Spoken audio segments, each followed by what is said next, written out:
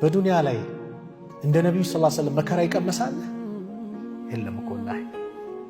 በህይወት እያሉ ረሱል ሰለላሁ ዐለይሂ ወሰለም 6 ልጆቻቸውን ቀብረዋል። በጣም የወዷትን ሚስታቸውን ኸዲጃን ቀብረዋል።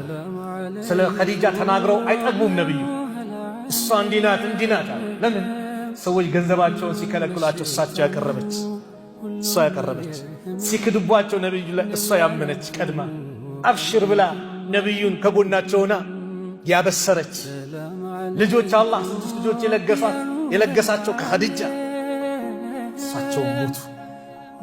በዲን ጉዳይ ደግሞ ሲከራከርላቸው የነበረ አብሽሬ ወንድሜ ሲል የነበረ አጎታቸው እስልምናን ሳይቀበል ሄደባቸው። ነብዩ ሐዘን እሳቸው ላይ መጣ። እንደ ነብዩ መከራ የቀመሰ የለም። ሀገራቸውን ለቀው ተሰደዋሉ። ራሳቸውን ስተወድቋሉ ከድብደባ ብዛት። እንደሳቸው ታጋሽ ማንም የለም። ይህንንም ስለኖሩት ሰሃቦቻቸው ከነሱ ብዙ ተማሩ። አንድ ሴት በአንድ ጦርነት ላይ አባቷን፣ ልጇን፣ ወንድሟን አጣች።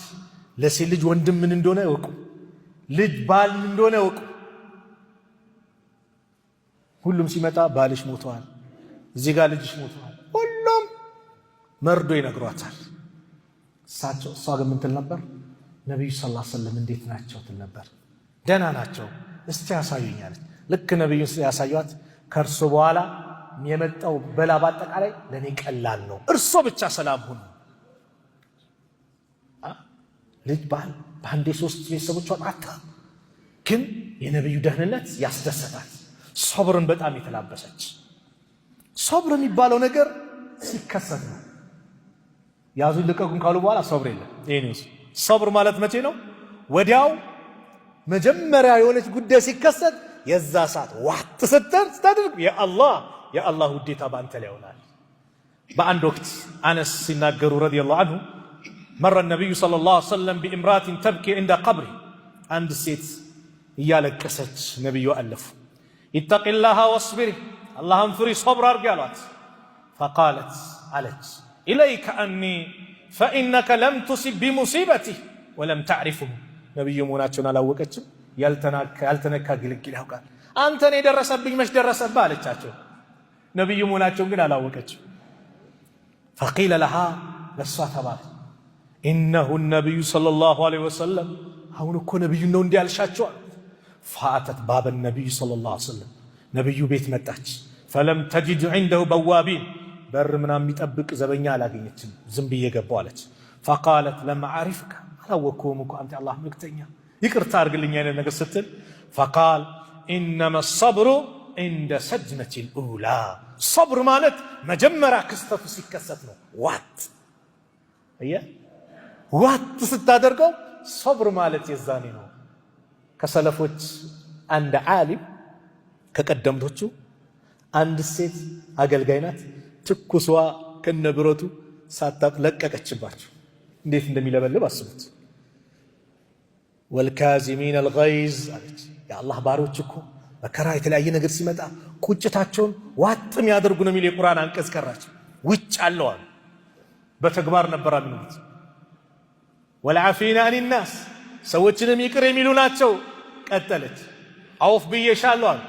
ወላሁ ዩሒቡል ሙሕሲኒን፣ አላህ በጎ የሚሰሩትን ደግሞ ይወዳል ስትላት፣ ለአላህ ብዬ ደግሞ ነፃ አውጥቼሻለሁ አላት። ተበድለው ኸይር የሚሰሩ ነበሩ ታግሰው። ማን? እነዛ ቀደምቶቹ።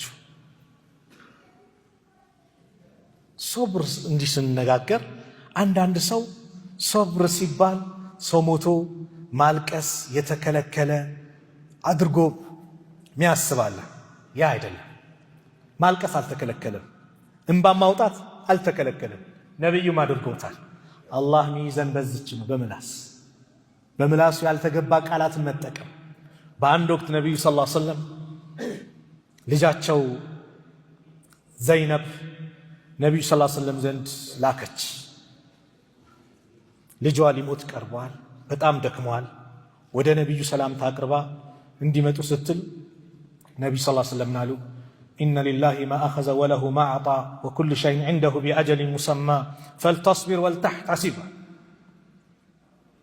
አላህ ለሁሉም ሰው የሰጠው እሱ ነው። ጊዜ ገደብ ደግሞ ሲያልቅ ደግሞ ይወስደዋል። ሶብር ታድርግ፣ አላህ ሂሳብ ታድርግ።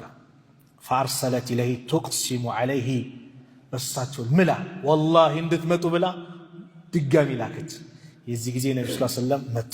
ልክ ነብዩ ሲሄዱ ከሳቸው ዘንድ ሰዓድ ብኑ ዑባዳ፣ ሙዓዝ ብኑ ጀበል፣ ኡበይ ብኑ ከዓብ፣ ዘይድ ብኑ ሳቢት ወሪጃሉ ረዲየላሁ ዐንሁም ሌሎቹም ሰሃቦች አብረው መጡ። ልክ ነብዩ ሰለላሁ ዐለይሂ ወሰለም ልጁን እንዲህ ሲያነሱት ፈዐቀደ ፊ ሂጅሪሂ እዚህ ታፋቸው ላይ ያስቀምጡ። ወነፍሱሁ ነፍሱ ገባ ወጣ ተላል ሊሞት እያለ ሲመለከቱ ፈፋደት አይናሁ የነቢዩ አይኖች ማንባት ጀመሩ፣ ማልቀስ ጀመሩ።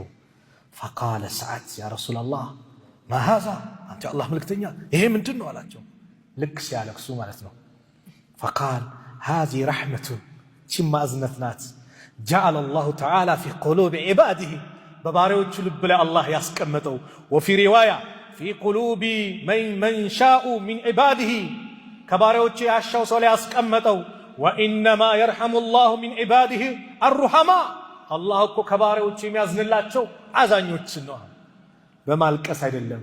በምንድን ነው የሰው ልጅ የሚያዘው? በምላሱ ነው። ኢብራሂም ሲሞት ልጃቸው ምን አሉ? አንተ ከኛ በመለየት አዝነናል፣ ግን ጌታችን የሚጠላውን ቃል አንናገርም። አዝነናል። አሁን ወዳጅ ወዳጁን ሲለይ ያዝናል፣ ልብ ያዝናል። ማልቀስ አልተከለከለም። የእዝነት መገለጫ ነው። አላህ የሰጠው የአዛኞች መገለጫ ነው። የተከለከለች የቷ ናት? እቺ ምላስ ናት።